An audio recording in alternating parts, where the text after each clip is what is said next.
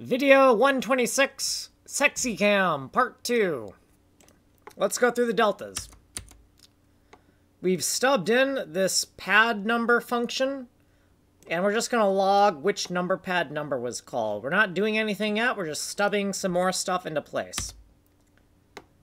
The keymast pad num function, however, does do some things. It has the exact same name, it just has a different namespace, that being keymast. It takes the input pad number, and if we are using the high-level camera code, we will be calling the SexyCam pad number function that we've stubbed in. Otherwise, we're going to use the low-level camera code we wrote in tutorial 105. We've cut it out of the keyboard handler code, and we've put it into this new function. So all this code has been cut and pasted, and it was, if you want to see where its original context was, you can go to video 105.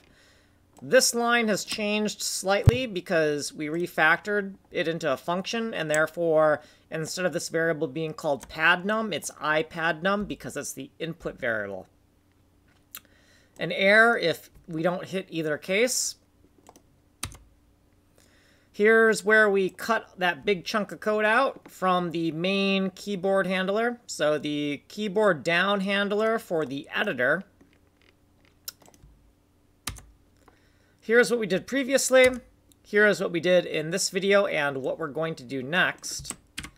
You have been on this playlist right here. You can get the source code right here. This has been video 126. Like and subscribe.